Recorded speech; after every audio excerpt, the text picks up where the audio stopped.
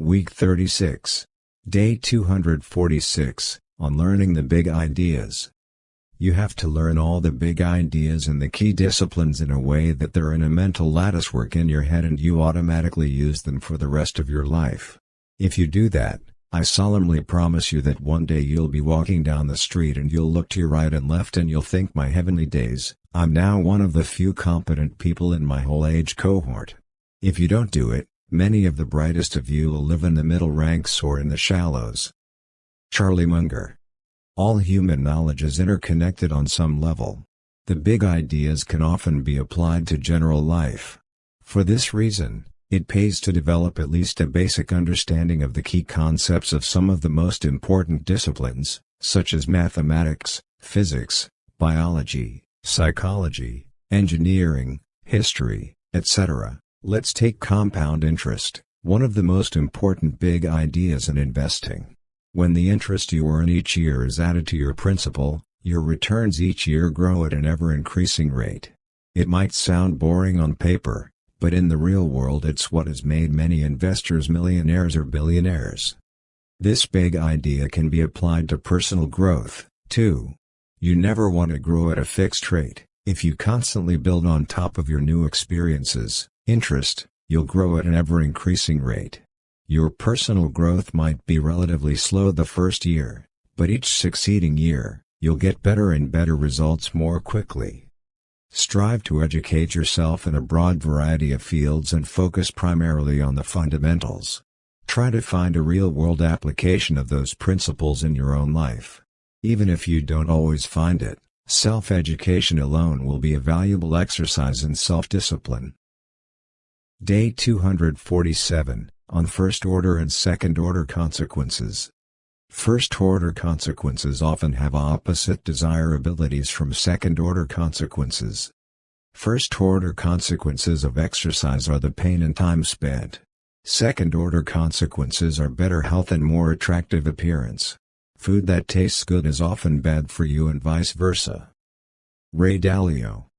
When making a decision, resist the temptation to think of the immediate consequences alone. Take into account both the first-order and second-order consequences. When the first-order consequences are unpleasant, second-order consequences will usually make up for them.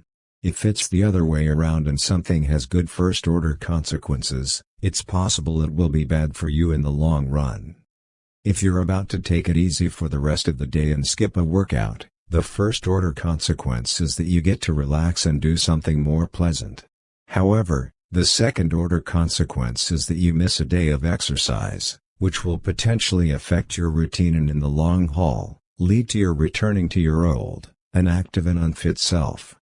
There's more to each decision, no matter how small, than just how it's going to make you feel immediately. If you fail to account for the second-order consequences, you'll never learn how to discern between ultimately meaningless immediate gratification and the power of delaying rewards for a better outcome in the future, or vice versa. You won't be able to see that the pain or discomfort today can lead to immense benefits in the future. Day 248, on reducing your targets. Never reduce a target. Instead, increase actions. When you start rethinking your targets, making up excuses, and letting yourself off the hook, you are giving up on your dreams. Grant Cardone. When you're struggling to make progress, there's a temptation to let yourself off the hook and reduce your targets.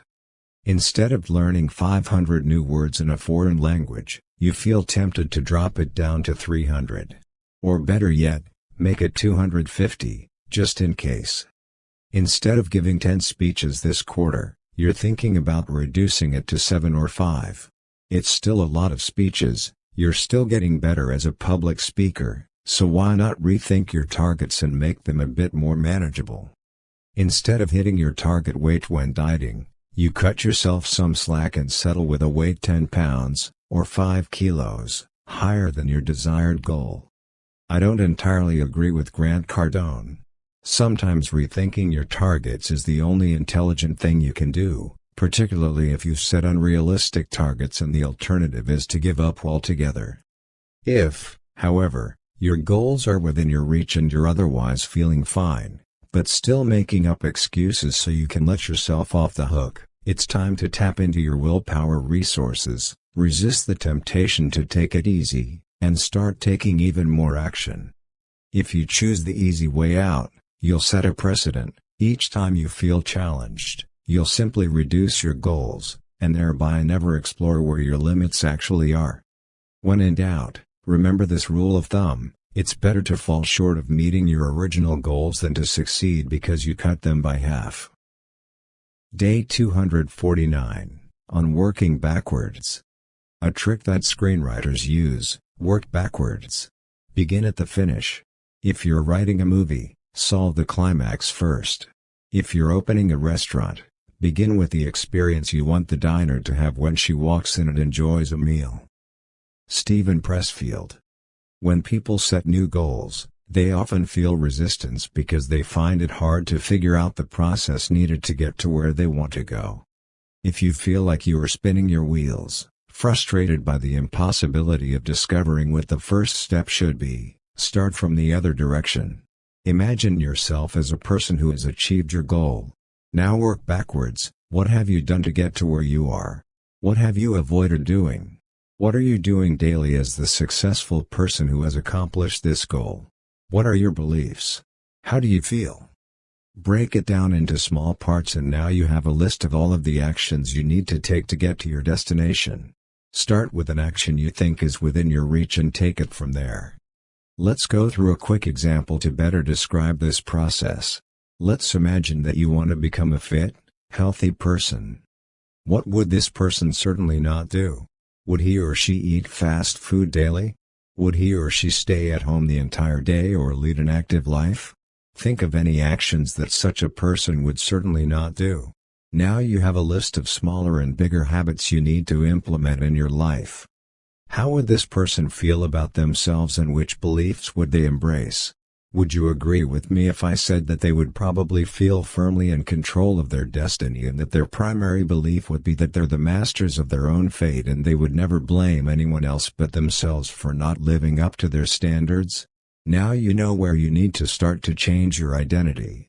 An additional benefit of this exercise is that you get to visualize all of the actions that are necessary to achieve the change. Unlike visualizing the outcome alone, which is generally ineffective, this type of visualization can be helpful in boosting your resolve. Day 250, on fluctuating energy. Alternating periods of activity and rest is necessary to survive, let alone thrive.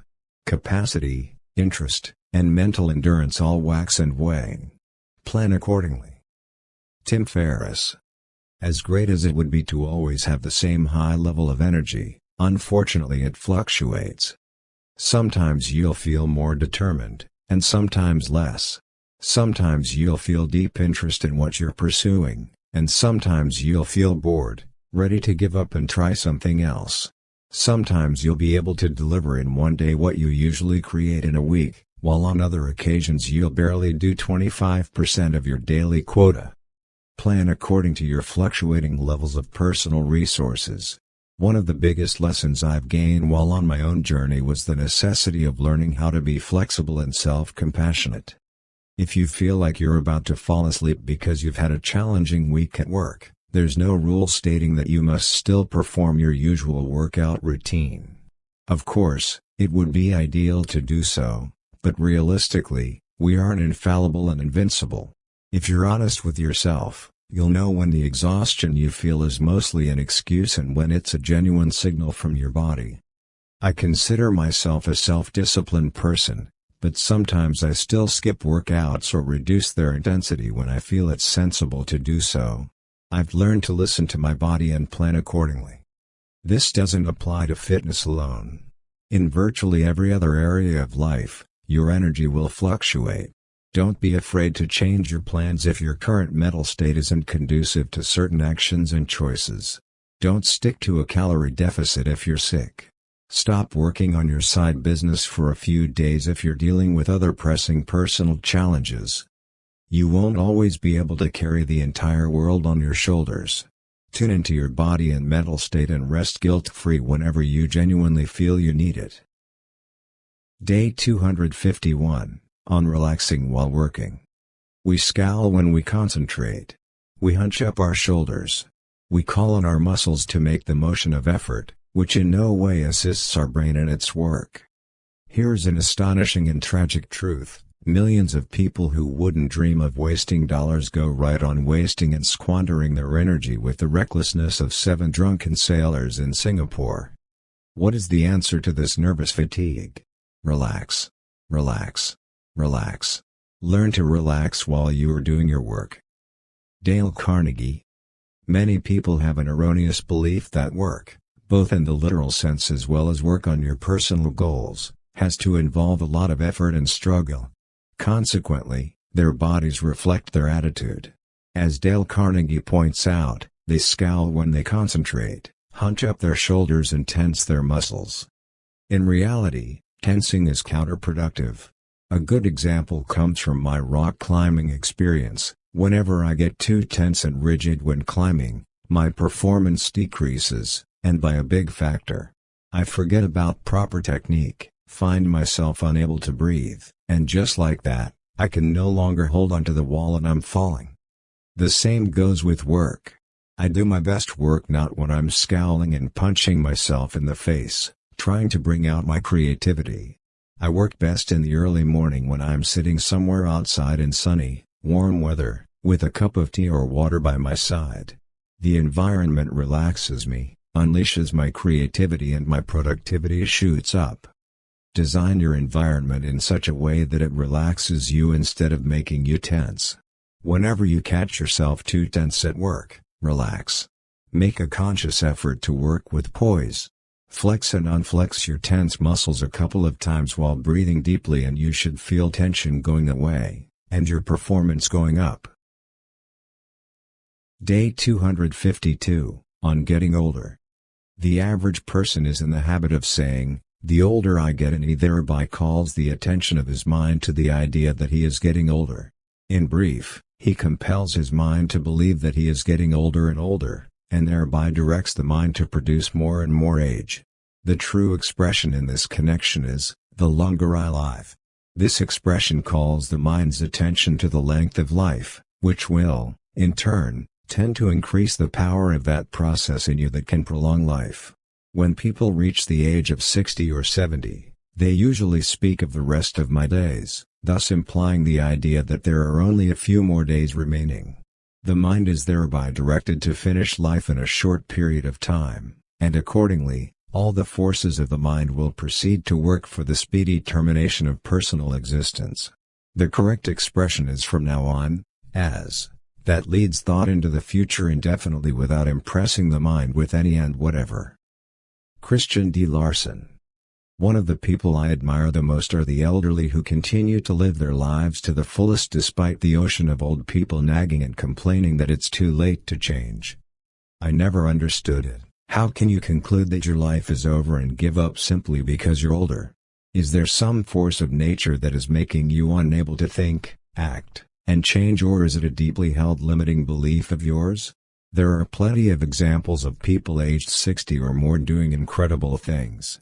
I myself know a rock climber who's in his 60s or 70s, and yet, even after a complicated surgery, he is still climbing, and doing so better than many young people. Don't use the process of aging as a rationalization for why you can't reach your goals. It's true that getting older comes with a higher risk that your body won't function as well as it used to, but it doesn't mean that now you should retreat from life. Do the best you can with what you have, surround yourself with people who are mentally young, regardless of their biological age, and there's no risk you'll ever turn into those bitter, cranky old people who are living their lives while waiting for physical death, because mentally, they've already passed away.